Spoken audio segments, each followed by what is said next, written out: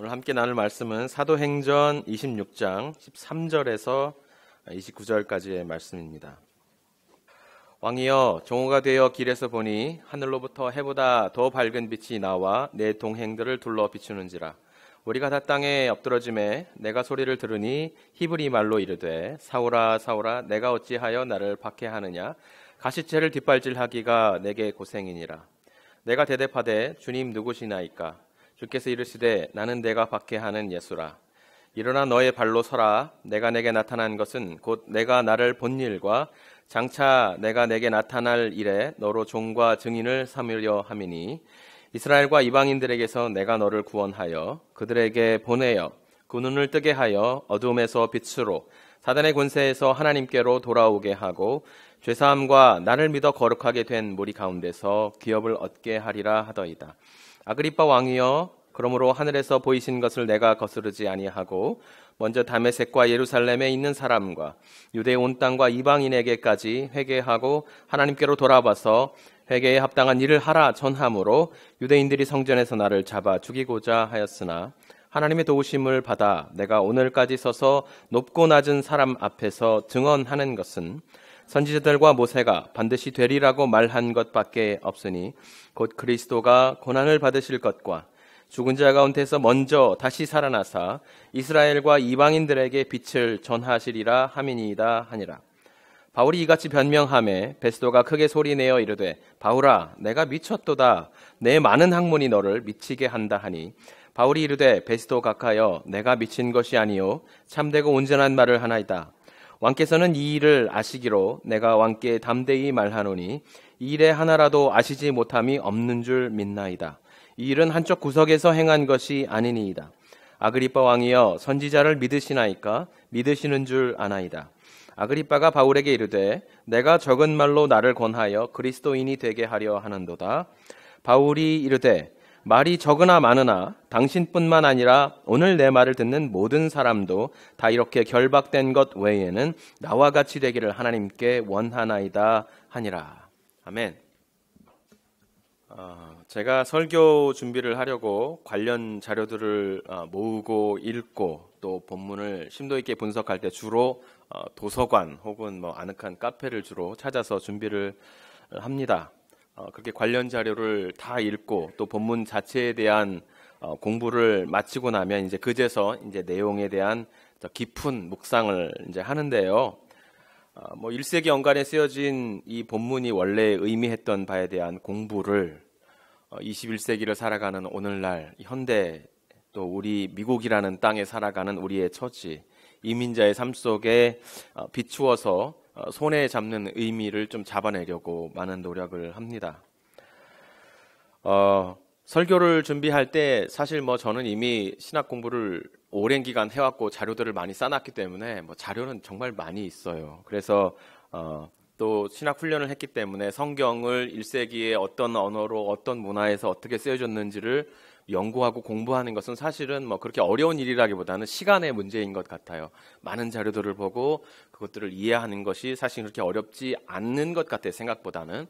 그런데 정말 중요한 것은 이게 오늘날 우리에게 도대체 무슨 말을 하는지, 오늘날 이 이민 사회에 살아가고 있는 찌그락찌그락 문제 속에서 이런 문제 저런 문제, 이런 어려움 저런 어려움, 이런 감정 저런 감정 속에서 이런 관계 저런 관계 속에서 살아가는 우리들의 삶 속에 과연 그 당시 2000년 전에 쓰여졌던 이 말씀이 오늘 우리에게 뭐라고 말씀하시는지, 오늘 우리의 삶 속에 콕 집어서 우리의 삶을 이렇게 인도하시고 또 저렇게 인도하시고 그러시는 그 하나님의 말씀이 무엇인지를 캐치해내는 것, 그것이 참 어려운 일이다라는 생각을 합니다. 그래서 그 전자의 말씀 공부를 연구라고 한다면 저는 그 후자, 우리 삶 속에 과연 말씀이 의미하는 바가 무엇인가를 깨닫고 정말 찾아내는 것을 저는 묵상이라고 말하고 싶습니다. 그래서 설교를 준비하는 과정에서 가장 어려운 것은 사실은 이 연구보다는 묵상이라는 생각이 듭니다. 이 묵상이라는 것은 여러분들도 그렇겠지만 펜을 입에 물고 잘근잘근 씹고서 그 책상에 앉아 있는다고 해결되는 일이 아닌 것 같습니다. 여러 가지 생각을 해야 하고 실제로 살아가는 삶의 모습을 많이 관찰해야 하는 것이죠. 그래서 이 묵상을 하다가 갑자기 꽉 막힌 듯한 느낌이 들 때 제가 자주 하는 방법들이 몇 가지 있습니다. 제가 주로 엘리커 시리에 있는 밀러 라이브러리에서 이제 설교 준비를 하는데, 그러다가 막혔다, 더 이상 뭔가 새로운 것이 나오지 않는다라고 생각이 들면 첫 번째로는 제가 걸어 나와서 그 동네 주변을 막 걸어 다닙니다.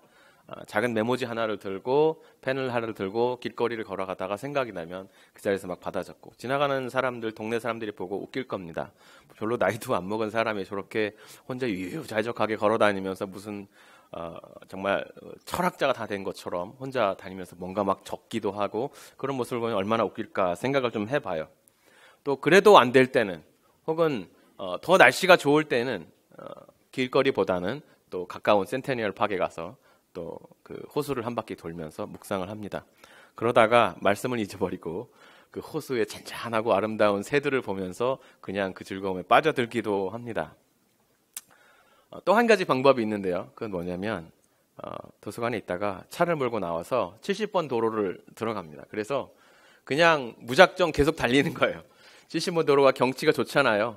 양쪽 그 정말 멋있는 나무들, 숲을 보면서 그냥 무작정 계속 달려가다가 보면은 정말 경치가 좋고 한적하고 조용하기 때문에 머릿속에 떠오르는 생각들이 있어요. 그럴 때마다 이제 저는 저 자신에게 그 생각들을 가지고 이제 설교를 하면서 생각들을 정리를 하고 돌아와서 이제 옮겨 적고는 합니다.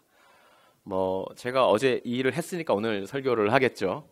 네, 어제 이렇게 드라이브를 이제 차를 가지고 70번 도로를 나가서 쭉 달려가면서 한참 가다 보니까 이제 올니를 지나서 보니까 마운에리 그리고 다마스커스로 빠지는 길이 있더라고요. 오늘 설교하는 이 본문 자체가 바울이 다메섹, 그러니까 영어로는 다마스커스잖아요. 그곳에서 주님을 만난 그 이야기를 하고 있는데 다마스커스가 있네, 한번 가봐야지 하는 그 호기심이 생겼어요. 그래서 거리로 빠져서 한 4마일 정도를 가니까 실제로 다마스커스라는 그 동네가 나오더라고요. 뭐 아주 시골 동네입니다. 가는 길이 뭐 완전히 다 그 벌판이고요, 또 목초지고 그런 것 같더라고요. 근데 가니까 제법 그 동네에 몰도 형성이 되어 있고 뭐 살기 좋게 되어 있더라고요. 저는 이제 그런 동네가 좋은데 뭐 거기 가서 뭐 특별하게 한 것은 없어요. 그냥 차에 기름 넣고 물 한 통 사서 마시면서 돌아오는데 70번 도로를 이제 다시 돌아와서 엘리커스 쪽으로 오는데 그런 생각이 문득 들었습니다. 70번 도로가 워낙 도로가 크고 넓어서 한쪽으로는 제 반대편으로 달리고 저는 제가 갈 방향으로 달려가잖아요. 그 사이에 풀밭이 쭉 있고, 제가 만약에 달리다가 느닷없이 어떤 생각이 들어서 아니면 정신줄을 놓치고 그 풀숲을 지나서 반대쪽 도로를 거꾸로 달리면 어떤 일이 생길까? 그러면 어떤 문제가 생길까? 여러분, 어떤 문제가 생기겠습니까? 저 때문에 큰 사고가 일어나겠죠. 저 한 사람 때문에 많은 사람들이 사고로 고통을 당하고 죽임을 당하겠죠. 그리고 저도 큰 상처를 입거나 죽임을 당할 것입니다. 그러면서 그런 생각이 들었습니다. 나의 삶의 신앙의 여정이 정주행이었으면 좋겠다. 하나님께서 내게 주신 인생의 길을 물론 어느 정도 여유가 있어서 그 도로 위에서 이 레인으로 갔다가 저 레인으로 갔다가 레인을 갈아탈 수는 있지만, 하나님께서 내게 주신 신앙의 여정을 올곧게 가는 정주행의 길이었으면 좋겠다라는 생각이 들었고, 우리 교회 성도들도 하나님께서 원하시는 가게 하시는 길을 정주행으로 달려가는 길이었으면 좋겠다라는 생각을 했습니다. 그래서 오늘 본문을 보니까 사실 바울에게 다메섹 도상에서 만난 주님께서 하신 말씀이 바로 이 말씀이라는 생각이 들었어요. 바울이 다메섹 도상에서 부활하신 주님을 만났습니다. 부활하신 주님을 만났을 때에 바울에게 바로 주님께서 이렇게 말씀하셨습니다. 바울아, 네가 지금껏 살아온 삶이 얼마나 열정적인지도 알겠고 얼마나 치밀하게 준비된 삶인지도 잘 알겠는데, 다 좋은데 너 지금 역주행하고 있다. 너 지금 거꾸로 가고 있다. 그렇게 말씀하고 있는 것입니다. 네가 지금 역주행하는 것들 때문에 네가 지금까지 일으킨 사고가 도대체 몇 건이냐. 너 때문에 얼마나 많은 교회와 성도들이 고통을 겪고 가정이 무너지고 교회가 무너져 내리고 산산이 흩어지고 고통을 겪고 있니? 그런데 정말 중요한 것은 남든 죽는 건 차치하고 지금 네가 죽게 생겼구나라고 지금 말씀해주고 있습니다. 14절 말씀이죠. 14절 말씀이 이렇습니다. 사울아 사울아 내가 어찌하여 나를 박해하느냐 가시채를 뒷발질하기가 내게 고생이니라. 가시채를 향해서 뒷발질을 하는, 뒷걸음질을 치는 내가 오히려 너 스스로 너에게 큰 상처를 주고 있다라고 말하고 있습니다. 여러분, 가시채가 뭔지 아세요? 가시채. 저도 잘 몰랐습니다. 가시채가 뭘까? 그래서 좀 찾아봤어요. 원래 여러분 채라는 말은 아시죠? 채는 어떤 그 용도에 맞는 도구로 쓰려고 적당한 길이로 잘라서 사용하는 막대기, 나무 막대기를 우리가 채라고 그러잖아요. 그래서 흔히 사람들에게 벌을 줄 때 쓰는 매, 그래서 채찍의 준말로 사용되기도 하고요. 또는 악기를 연주하기 위해서 악기를 두드려서 소리를 내는 도구로 사용하기도 합니다. 그래서 뭐 북채, 장구채라고 사용하기도 하죠. 어쨌든 이 채라는 것은 긴 막대기로 악기를 때려서 소리를 내거나 짐승이나 사람을 때릴 때 쓰는 도구입니다. 그런데 가시채라는 말이 우리말에 있는 것인가라고 찾아보니까 사전에 없어요. 그래서 이것을 살펴보니까 헬라어에 있는 켄트론이라는 단어를 번역해서 새로 만들어낸 신조어예요. 말하자면 당시에. 자, 이 헬라어의 켄트론이라는 단어는 그러면 무엇일까요? 네, 제가 말씀드린 것처럼 긴 나무 막대 끝에 금속이나 그 뾰족한 뼈 조각을 달아서 농부가 사용할 수 있게 만든 긴 나무 장대입니다. 여러분, 그 농부가 밭을 갈 때 소를 사용하잖아요. 소의 어깨뼈에 멍에를 씌우고 줄을 달아서 쟁기를 재어가지고 밭을 가는데 쟁기에서 소까지 거리가 상당히 됩니다.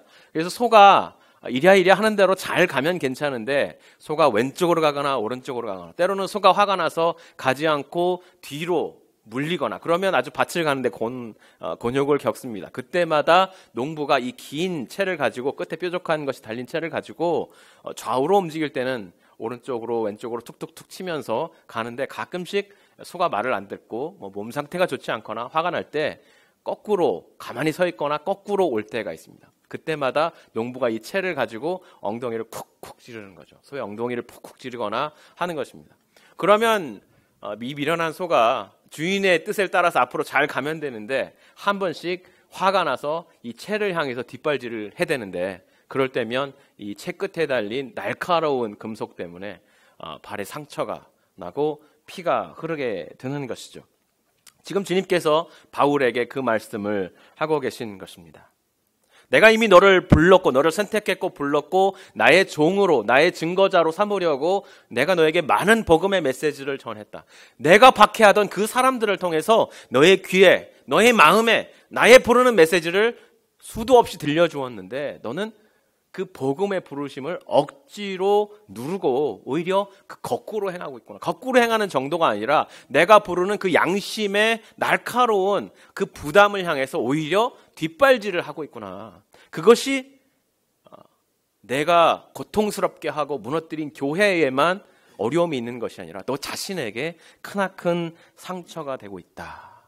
왜 그렇게 나를 박해하니? 라고 말씀해주고 있는 것입니다.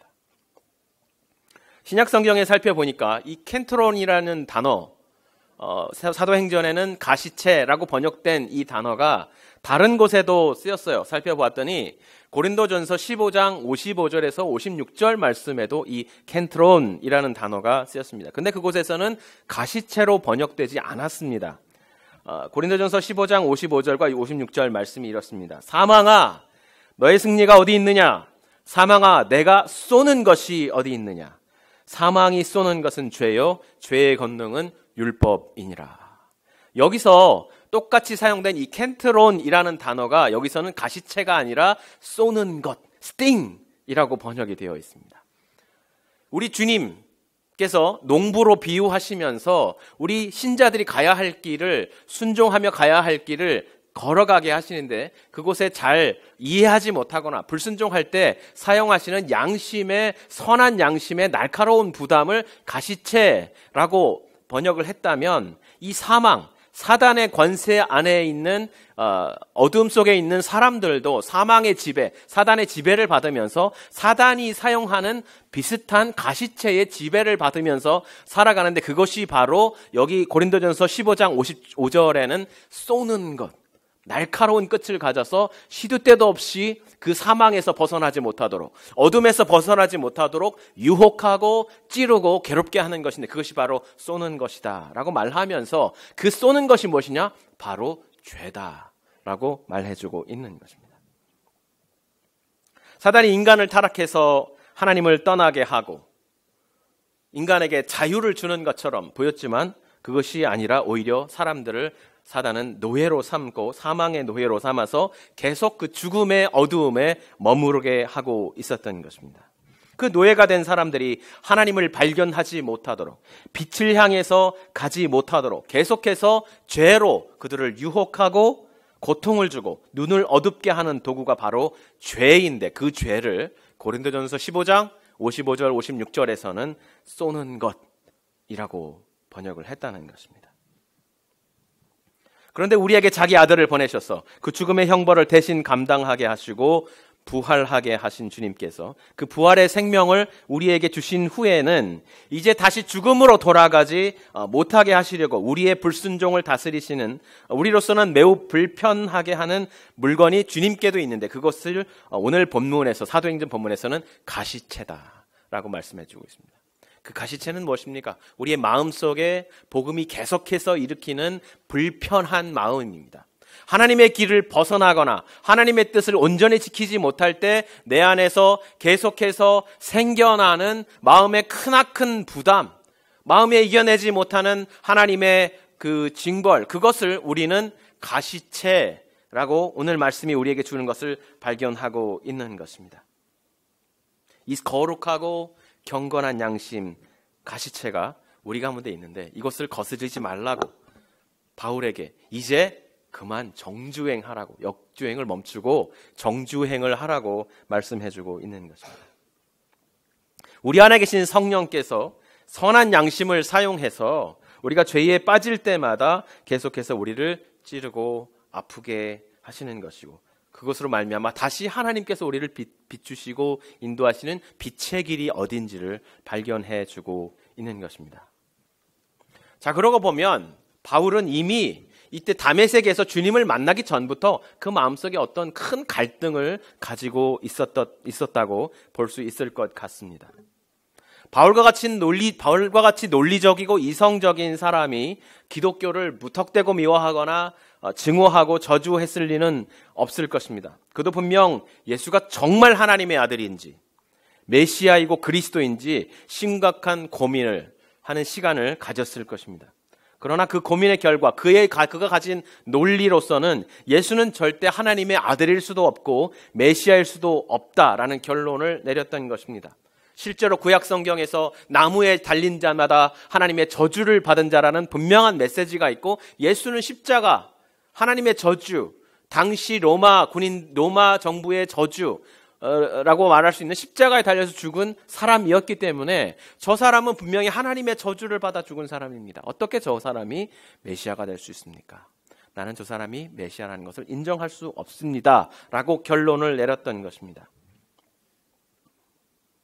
그런데 그런 바울에게 목격된 그리스도인의 삶들, 그가 찾아가서 마치 짐승이 먹이를 잡고 흔들어 버리듯이 완전히 무너뜨려 버리고, 그 가정 작은 공동체들이 모여서 예배하는 자리마다 찾아가서 그곳을 산산조각을 내버리고, 아버지는 이 감옥에, 어머니는 사형대에, 자녀들은 노예로 팔아버린 그러한 자신의 삶 속에서, 그런데 그 와중에서도 그 그리스도인들이 자기에게 보여주었던 예수 그리스도를 따라서 순교하고 순종하고 복음을 전하는 그 목소리들, 그 삶들이 바울을 계속해서 불편하게 했을 것이라는 것입니다.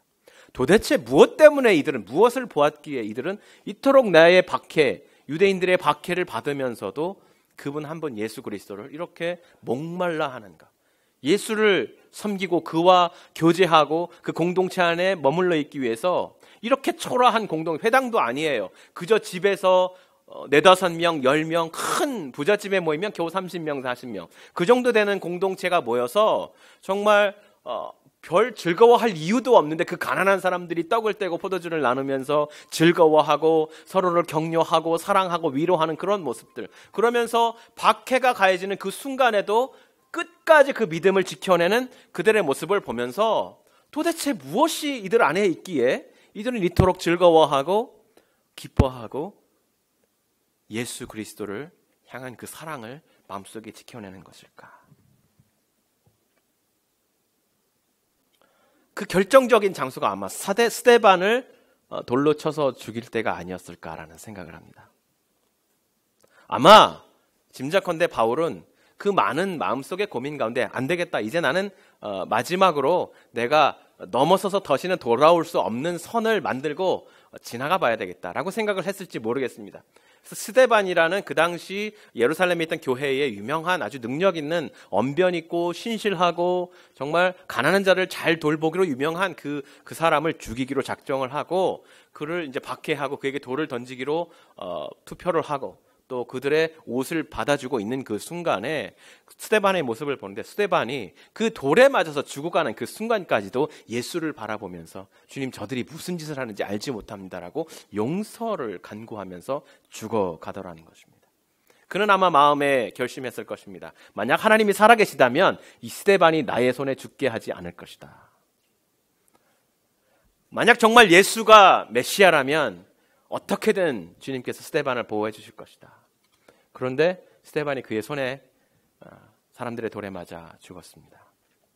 그는 이제 굵은 선을, 큰 강을 지나가 버렸어요. 이젠 더 이상 돌아올 수 없는 강을 지나가 버린 것입니다. 그 이후로 그는 예루살렘의 교회를 완전히 잔멸해 버렸다라고 성경이 기록해 주고 있고, 더 나아가서 그곳을 떠나서 다메섹에까지 피신해 있는 교회들까지도 대제사장의 허락서, 서가서를 받아서 가서 그들을 체포하기 위해서 가고 있는 중이었다는 것입니다. 그에게 스데반을 죽였던 그 사건은 어찌 보면 이 사단이 그에게 공격하는 이 사망에 쏘는 것이었다고 볼 수 있습니다. 그러나 그렇게 사단이 바울의 마음에서 사망에 쏘는 것으로 그로 하여금 계속해서 돌아올 수 없는 역주행의 길을 가게 만든 그 순간에도 성령께서는 스데반이 전했던 그 복음의 말씀, 죽어가면서 가정이 무너져가면서 고통을 받아가면서 끝까지 전했던 그리스도인들의 그 복음의 말씀이 그의 마음속에 남아서 한편으로는 예수께서 그의 마음을 두드리고 다시 돌아오고 이제는 역주행을 하지 말고 정주행을 하라고 말씀해 주시는 가시체로서 또한 역사하고 있었다고 오늘 본문은 우리에게 증거해 주고 있는 것입니다. 주님께서 이런 바울에게 말씀하고 있는 것이죠. 사울아 사울아, 왜 나를 핍박하니? 너 그렇게 하면 할수록 이 가시체를 향해서 뒷걸음질을 치고 뒷발질을 하는 꼴이란다. 지금 내 죄악 때문에 영혼 깊은 곳에 입은 이 큰 상처를 한번, 너 자신의 상처를 한번 들여다보거라. 이제는 역주행 그만하고 정주행하자. 이제 그만 나 예수를 따르는 길을 함께 가자꾸나 라고 말씀해주고 있는 것입니다. 이렇게 그의 삶의 방향을 주님께서 돌려놓으셨습니다. 바울은 지금 아그리빠 왕, 헤롯 아그리빠, 이스라엘의 왕이죠. 그리고 베스도, 유대 지역의 로마에서 파견된 총독입니다. 이 두 사람을 앞에 세워놓고 그렇게 자신이 다메섹에서 만났던 예수 그리스도, 부활하신 예수 그리스도, 정오의 햇빛보다도 밝은 예수 그리스도를 증거하고 있습니다. 그렇다면 부활하신 예수님께서 그의 삶의 방향을 완전히 돌이키셔서 가게 하신 그 길은 과연 어떤 길이었을까? 어떤 삶이었을까? 그 부르심이라는 것은 어떤 부르심이었을까? 계속해서 바울의 말을 좀 주의 깊게 살펴볼 필요가 있겠습니다. 바울이 아그리빠 왕에게, 베스도 총독에게 지금 고백하고 있는 이 고백의 말씀을 살펴보자면 바울을 부르신 주님의 부르심은 크게 두 가지 양상을 띠고 있습니다. 오늘 본문 16절 18절 말씀을 다시 한번 제가 읽어드리겠습니다. 일어나 너의 발로 서라. 내가 내게 나타난 것은 곧 내가 나를 본 일과 장차 내게 나타날 일에 너로 종과 증인을 삼으려 함이니 이스라엘과 이방인들에게서 너를 구원하여 그들에게 보내어 그 눈을 뜨게 하여 어둠에서 빛으로 사단의 권세에서 하나님께로 돌아오게 하고 죄사함과 나를 믿어 거룩하게 된 무리 가운데서 기업을 얻게 하려 하리라 하더이다. 오늘 본문 말씀은 지금 바울을 부르신 주님의 목적은 그로 하여금 종과 증인의 삶을 살게 하려는 데 있다라고 말씀하시면서 지금 그를 더 이상 사단의 종이 아닌 사단의 그 쏘는 것으로부터 자유를 주시고 이제는 주님의 길을 걸어가면서 주님의 종이 되어서 주님의 그 말씀의 선한 양심을 따라서 그 가시체의 가이드라인을 따라서 살아가면서 예수 그리스도를 증거하는 증인의 삶을 살게 하려고 하신 것이다 라고 말씀하고 계십니다. 그 첫 번째 부름의 양상은 그렇다면 무엇입니까? 뭐라고 말씀해주고 있죠? 본문은 이스라엘과 이방인들에게서 너를 구원하는 것이다 라고 말씀해주고 있습니다. 그리고 두 번째 양상은 그 이스라엘과 이방인으로부터 그들의 죄로부터 너를 구원한 다음에 너를 다시 이방인과 이스라엘에게 다시 보내는 것이다 라고 말씀해주고 있어요. 그래서 그 예수 그리스도의 하나님의 우리를 향하신 혹은 바울을 향하신 부르심이 가지고 있는 독특한 특성을 보여주고 있는데 이것이 항상 이 두 가지 양상으로 동시에 나타난다고 말씀해주고 있는 것입니다. 이 하나님의 부르심의 독특한 방법, 첫 번째는 어둠 속에 있는 그 사람들, 세상으로부터 우리를 먼저 하나님께로 부르시는 부르심이라고 말씀해주고 있습니다. 그리고 두 번째 방법, 그 어둠에서 불러서 빛으로 우리 가운데 나타나시고 또 그 빛이 우리 안에 들어와 머무시는 빛의 사람들이 되게 하신 후에 우리를 다시 그 어둠 속으로 보내시는 세상으로 부르시는 주님의 부르심을 동시에 말씀해주고 있습니다. 이 빛과 어둠의 대조를 통해서 우리의 부르심이란 과연 무엇인지, 바울을 부르신 그 부르심이란, 그를 종과 증인으로서 살게 하시는 그 의미는 무엇인지를 설명해주고 있는 것입니다. 정오의 빛보다 더 밝은 주님께서 나타나셔서 바울의 눈먼 그의 눈을 열어서 다시 보게 하신 후에 사단의 권세, 사망에 쏘는 것의 지배 아래에 있는 그 이스라엘 백성과 이방인들에게 그를 다시 보내시는 것입니다. 그 이유는 무엇입니까? 바울과 그를 통해서 부르신 그 모든 이들에게 기업을 얻게 하시려고 이렇게 하셨다라고 말씀해주고 있어요. 기업이라는 말은요, 좀 저희가 잘 안 쓰는 말입니다. 기업 그러면 우리가 취직해서 돈을 버는 것을 우리가 기업이라고 그러잖아요. 그런데 성경에서 기업 그러면 이것은 우리가 상속받는 땅이라는 의미입니다. 상속받는 땅. 하나님께서 우리를 그 어둠 속에서 나와서 하나님의 백성의 공동체 안에 들어가게 하심으로써 그 공동체가 함께 누리고 있는 하나님께서 상속해 주시는 하나님 나라의 우리의 장소, 우리의 상속분, 하나님 안에서 함께 즐기면서 함께 사랑하고 하나님을 경배하고 이웃을 사랑할 수 있는 그 영원하고 변함없고 잃어버릴 수 없는 그 땅을 우리에게 주시겠다고 말씀하시는 것입니다. 그 하나님 나라의 공동체 안으로 우리를 불러드리겠다고 말씀해 주시는 것입니다. 오늘 바울을 이렇게 부르신 주님, 이 부르심의 방법에 대해서 바울은 상세하게 설명해 주면서 그러나 이러한 부르심의 독특한 방법이 비단 자신을 향하신 하나님의 부름의 방법뿐만 아니라 모든 그리스도인들을 부르시는 하나님의 우리 주 예수 그리스도의 부르심의 방법이라고 말씀해 주고 있습니다. 이쯤 되면 우리가 이런 질문을 할 수 있습니다. 우리가 무슨 사도도 아니고 우리가 순교자도 아니고 그저 예수 믿고 구원받고 그저 이 공동체 안에서 그냥 평범하게 살다가 마지막 인생을 끝내고 하나님 나라로 갈 때 하나님께서 나를 구원해 주셔서 천국에 들어가면 그저 그것으로 만족하려고 하는 우리들 아닙니까? 주님, 내가 무슨 사도처럼 선지자처럼 살아가겠습니까? 주님, 내가 무슨 이 세상에서 막 휘황찬란한 빛으로서의 사명을 감당하겠습니까? 라고 질문을 하는, 자기 자신을 평가절하하는, 혹은 그저 편안하게 이 세상에서 살다가 구원을 받기를 원한다는 우리의 소망, 어쩌면 이기적이지만 매우 평범하고 매우 일반적이고 자연스럽기도 한 우리의 소망을 우리 마음속에 질문으로 품으실 줄지도 모르겠습니다. 다들 그렇게 생각하고 계시는가요? 그런데 바울은 지금 그러한 마음을 품고 있는 우리들에게 이런 질문을 더 이상 할 수 없는 여지를 싹 제거해 버리고 있습니다. 이 바울의 말에 대해서 베스토는 말하기를, 베스토 총독은 내가 너무 많이 배워서 내 머리가 지금 퍼지해졌다. 도대체 무슨 말을 하는 것이냐? 어떻게 죽은 사람이 살아나고 그가 어떻게 너에게 나타나고 어떻게 너는 그의 종이 되고 어떻게 그에게 순종하는 삶을 살아가느냐? 너는 좀 머리에 문제가 있는 것 같다 말을 하거나, 또 아그리파 왕은 내가 겨우 그 잠깐의 이야기를 전함으로써 나를 전도하려고 하느냐, 나를 교회 다니는 사람 그리스도인이 되게 하려고 하느냐라고 그를 비방했습니다. 그런데 그를 향해서 바울이 말을 합니다.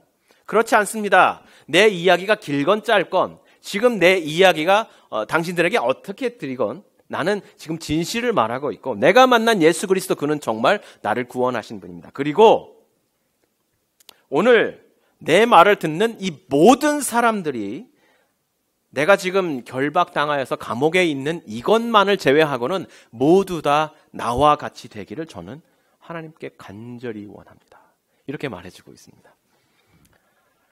우리가 뭐라고 그저 소시민적으로 편하게 그냥 이민사회에서 마이너리티로 살아가며 어려움을 겪어가는 사람들일 뿐인데 우리가 무슨 사도입니까? 우리가 무슨 교회의 목사라도 됩니까? 저는 그저 평범하게 살고 싶습니다 라는 마음을 가지기 쉬운 지금 우리들의 이 형편 속에 바울은 이렇게 말씀하고 있습니다. 그렇지 않아요. 하나님께서 성도 한 사람을 부르신 그 부르심은 절대 후회하심이 없는 부르심입니다.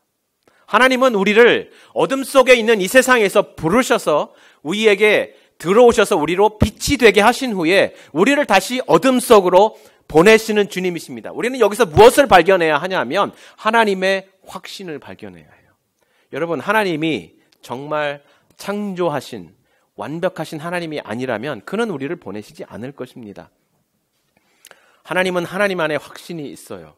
우리를 보내서 우리가 이 세상에서 감당해야 할 사명 가운데 반드시 승리하게 하시고 우리를 통해서 감당하게 하실 사명을 하나님께서 우리를 통해서 이루실 것이라는 확신이 있습니다. 그러므로 세상으로 보냄받은 우리들은 우리가 어떤 확신을 가지고 세상으로 나가야 할 것이냐, 우리의 연약한 육신에 있는 우리의 연약함을 가지고 의심과 상처와 무너짐과 매번 넘어지는 우리를 바라보면서 우리가 무슨 위대한 사람이 됩니까? 라고 물을 것이 아니라 우리를 보내신 하나님의 확신에 우리의 신뢰를 얹어서 그분을 신뢰하면서 살아가는 그 확신 가운데 살아가야 한다고 바울은 말해주고 있는 것입니다. 저는 이 바울의 말 속에서 신명기 11장 24절과 29절 말씀에 적혀있는 이야기가 지금 메아리치고 있다고 생각합니다. 제가 아주 좋아하고 자주 인용하는 민수기 말씀인데요. 민수기 말씀을 같이 한번 찾아봤으면 좋겠습니다. 민수기 11장 24절에서 29절 말씀이에요. 민수기 11장 24절에서 29절 말씀, 제가 아주 좋아하는 말씀입니다. 모세가 이스라엘 백성을 출애굽을 데리고 나와서 광야 길에 있는 동안에 그들이 불평하기 시작했습니다. 그들이 하나님을 향해서 불평을 쏟아내기 시작했습니다. 애굽에서는 온갖 향신료, 맛있는 향신료들과 정말 이런 고기 저런 고기를 맘 놓고 먹었습니다. 먹고 싶을 때 먹고 배가 고프면 먹고 언제든지 먹었습니다. 애굽 사람들이 우리를 노예로 부여먹기 위해서 한 일이긴 하지만 어쨌든 우리에게 먹고 싶은 것을 맘 놓고 먹으면서 노예 짓을 할 수 있는 자유를 주었습니다. 그러나 하나님께서는 우리를 자기 백성으로 삼는다고 하시면서 이 애굽 땅에 이 광야에, 척박한 광야에 불러내더니 맨날 아침마다 만나만 주시고 고기도 못 먹게 하시고, 과연 우리의 삶이라는 것이 하나님을 따라 나와서 하나님의 백성이 됐다고는 하지만 우리에게 자유가 어디 있으며 우리에게 즐거움이 어디 있으며 우리에게 즐길 수 있는 것이 무엇이 있습니까? 라고 하나님께 반문하면서 하나님을 조롱하고 있어요. 하나님이 그것으로 인해서 분노하셨습니다. 그러면서 문제는 그렇게 하나님을 불평하면서 그들이 그 불평의 끝에서 절망의 끝에서 하나님을 거역하는 모습으로 완전히 다운되어 버렸다는 것입니다. 뿐만 아니라 모세도 절망해버렸습니다. 그런 모세와 그러한 이스라엘 백성을 하나님께서 과연 그러면 어떻게 회복시키실 것인가? 어떻게 그들을 다시 일으켜서 저 가나안 땅까지 가게 할 것인가? 라는 하나님의 회복의 방법을 오늘 민수기 말씀이 정해주고 있는 것입니다. 같이 한번 읽어볼까요? 11장 24절에서 29절까지의 말씀입니다. 모세가 나가서 여호와의 말씀을 백성에게 알리고 백성의 장로 70인을 모아 장막에 둘러 세우매 여호와께서 구름 가운데 강림하사 모세에게 말씀하시고 그에게 임한 형을 70 장로들에게도 임하게 하시니 영이 임하신 때에 그들이 예언을 하다가 다시는 하지 아니하였더라. 그 기명된 자 중 엘닷이라는 자와 메닷이라는 자가 두 사람이 진영에 머물고 장막에 나가지 아니하였으나 그들에게도 영이 임하였으므로 진영에서 예언한지라. 한 소년이 달려와 모세에게 전하며 이르되 엘닷과 메닷이 진중에서 예언하나이다 하매 택한 자 중 한 사람 곧 모세를 섬기는 눈의 아들 여호수아가 말하여 이르되 내 주 모세여 그들을 말리소서. 모세가 그에게 이르되 내가 나를 두고 시기하느냐? 여호와께서 그의 영을 그의 모든 백성에게 주사 다 선지자 되게 하시기를 원하노라. 절망에 빠진 사람들, 하나님의 신실하심을 발견할 수 없고 지쳐버린 사람들, 과연 우리를 향하신 하나님의 사랑과 선하심과 그 달콤함이 어디에 있는가? 나는 보지 못하겠다. 나는 더 이상 이제 이 길을 가지 못하겠다. 나는 그냥 역주행하겠노라. 애굽으로 돌아가고 싶다라고 말하는 그들을 하나님께서 장막에 부르셨습니다. 그들을 다 부를 수 없으니까 그들의 대표자 70인 장로를 장막에 부르셨습니다. 그런데 그 70인 장로 말고 장로가 또 있어요. 엘닷과 메닷이라는 장로가 있는데 그들이 이 장막 안에 오지 못했습니다. 왜 그랬을까요? 여러분, 이스라엘 사람들이 애굽에 머물러 있을 때 아마 결혼의 관계를 통해서든지 어쨌든 그 의의 관계를 결연을 맺은 다른 이방인들 노예 주속들이 애굽에 있었는데 그들은 이방인이죠. 그러나 이스라엘이 나간 후에 그들이 애굽에 남아 있으며 분명히 애굽 사람들의 핍박을 받을 것이기 때문에 함께 따라 나왔어요. 그러나 그들은 여전히 할례도 받지 않고 유대교를 아직 제대로 믿지 못하는 이방인들입니다. 그래서 그 이방인들은 유대인의 회 장막에 나오지 못해요. 비록 그들 이방인 족속의 대표이지만 장막에 나오지 못해. 그래서 남아 있었던 것입니다. 모세에게 임했던 성령이 이 70인 장로들에게 임하고 이 70인 장로들에게 임한 성령이 동일한 하나님의 영신 성령이 진영에 나오지 못한 장막에 나오지 못한 엘닷과 메닷에게도 임했습니다. 그 증거가 무엇으로 나타났습니까? 그들이 예언하기 시작했습니다. 예언이라는 것은 어떤 미래의 일을 말한다기보다도 하나님이 얼마나 우리에게 선하신 하나님인가, 하나님이 얼마나 우리에게 크신 은혜와 사랑으로 주권적으로 우리를 구원하셨는가, 그 악한 바로의 손에서 우리를 지키시고 우리를 죽이려 하는 애굽의 군대에서부터 우리를 건져내서 홍해를 가르고 건너게 하시고 우리로 하나님을 찬양하게 하시고 그 기쁨을 얻게 하셨는가. 우리를 그저 한 족속이 아니라 그의 나라를 삼으시고 우리에게 그의 율법을 주어서 그것을 지키는 주님의 백성이 되게 하셨는가, 얼마나 선한 하나님인가를 대언하게 하셨다는 것입니다. 그 하나님이 얼마나 위대하고 아름다우신 하나님이신가를 증거하게 하셨다는 것입니다. 하나님께서 절망에 빠진 자기 백성을 회복하시는 방법, 그것은 하나님의 영을 자기 백성들에게 주시는 것으로 회복시켜 주신 것이라고 오늘 이 민수기 말씀이 증거해주고 있고, 심지어 미래에는 지금 이곳에 나타난 것처럼 이 이방 족속들에게도 하나님께서 그 성령을 부어서 모든 민족이 하나님을 증거하고 하나님을 예배하는 자가 되게 하실 것이다 하고 지금 말씀해 주신 것입니다. 근데 이것을 시기하는 여호수아가 주님 이방인입니다. 모세시여 못하게 말리십시오. 라고 말하는 그 여호수아를 향해서 모세가 말했습니다. 너 정말 하나님이 원하는 게 뭔 줄 아느냐? 정말 하나님의 마음속에 들끓는 그 열망이 무엇인 줄 아느냐? 장차 하나님의 영이 모든 백성, 어린아이에서부터 노년에 이르기까지 남자와 여자를 가리지 않고 나이를 구분하지 않고 신분을 구별하지 않고 모든 사람에게 성령이 임하여서 모든 사람이 하나님을 증거하고 하나님의 선하심을 세상에 공포하는 모두가 선지자 되는 세상이 올 것이다. 나는 그날을 바라보면서 그 하나님의 소망을 바라보면서 지금 이 회복된 마음으로 너희를 가나안까지 이끌고 갈 것이다. 다 선지자 되게 하기를 원하노라 라고 말한 것입니다. 그 이야기를 지금 바울이 자신의 입술로 다시 대변하면서 그 마음속에 들끓는 열망을 전하면서 베스도 각하여 아그리빠 왕이여 오해하지 마십시오. 저는 예수 그리스도를 영접하고 그를 만난 모든 사람들이 다 나처럼 하나님의 말씀을 대언하고 예수 그리스도가 살아나셨다, 부활하셨다라고 증거하는 선지자적인 삶이 되기를 소원합니다. 아니, 그렇게 되어야 합니다. 라고 말하고 있는 것입니다. 모세가 그 들끓는 열정으로 말했던 다 선지자 되게 하시기를 원하노라. 그리고 바울이 자신의 입으로 고백했던 다 나와 같이 되기를 하나님께 원하나이다. 그 고백을 오늘 말씀이 우리에게 들려주고 있는 것입니다. 여러분, 그리스도인이 되는 것은 지금 나를 이 선지자적인 삶으로 부르시는 그 부르심에 응답하는 것입니다. 이 독특한 부르심이잖아요. 세상에서 불러서 아름다운 그 소명을 갖게 하신 후에 다시 세상으로 보내시는 것입니다. 이것은 결코 쉽거나 결코 편한 일은 아닙니다. 예수께서도 자기 제자를 이 땅에 있으실 때 70인 제자를 보내면서 예수님이 우셨어요. 양을 이리 때 가운데 보내는 것과 같도다 하시면서 막 우셨어요. 예수님께서. 얼마나 너희가 나가서 받아야 될 고난과 박해와 어려움이 심할지 예수께서 생각하시면서 그들 앞에서, 제자들 앞에서 우셨단 말입니다. 그러나 너희가 보게 될 것이다. 너희가 나가서 너희 가난한 모습으로 두 벌 옷을 입지 않고 지팡이를 쥐고 사람들에게 복음을 전하고 이 사람이 거부하면 저 사람에게, 저 사람이 거부하면 또 다른 사람에게 가서 복음을 전할 때 성령께서 너희와 함께 하시며 너희에게 나타내시는 그 증언을 너희가 볼 것이다. 사단이 하늘에서 우수수 떨어지는 모습을 볼 것이다.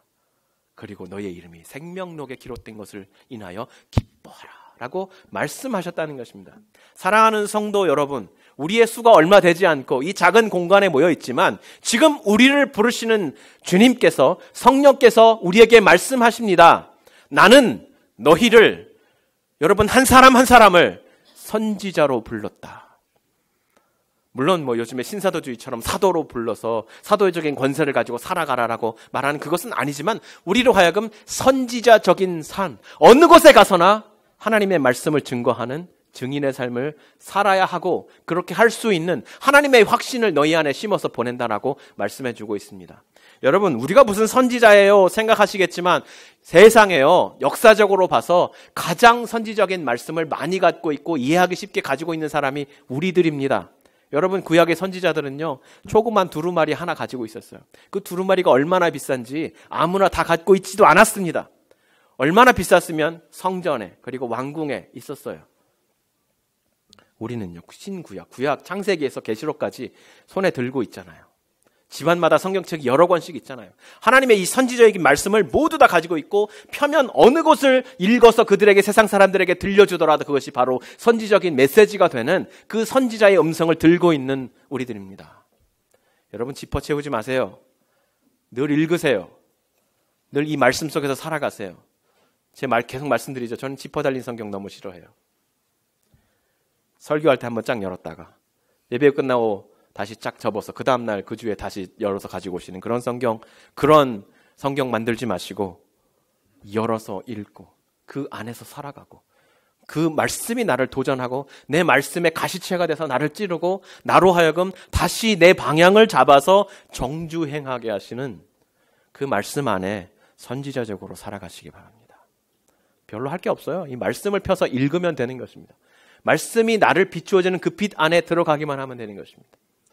그 빛을 발견할 때에 우리 안에 하나님의 확신이 자리 잡게 되는 거예요. 내 확신이 아니라 하나님의 확신.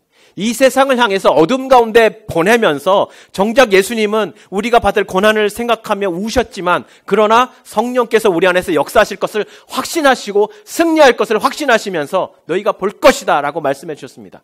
그 약속 의지하고 세상 속에서 살아가면서 주님, 내가 가야 할 자리에 오늘 그 어둠의 자리는 어디입니까? 내가 오늘 감당해야 할 나에게 보내시는 그 영혼은 어떤 영혼입니까? 주님, 내가 복음의 진리로 살아서 그에게 보여줘야 할 그리스도의 삶은 어떤 삶입니까? 주님, 그동안 내가 거꾸로 행하던 그러한 역주행하던 삶의 모습을 주님, 오늘 당신의 가시채로 찌르시고 돌이키셔서 올바로 걸어가게 하시옵소서. 그 길에서 만난 사람들, 주님의 귀한 성도들, 그들과 함께 하나님께서 우리에게 주시는 영적인 거룩한 하나님 나라의 기업, 그 거룩한 땅 함께 나눌 수 있도록 공동체 안에서 나를 발견하게 해주시옵소서. 그 마음에 확신 품고 열정을 품고 살아가는 우리 거룩한 선지자적인 성도들 될 수 있기를 주님의 이름으로 축원합니다.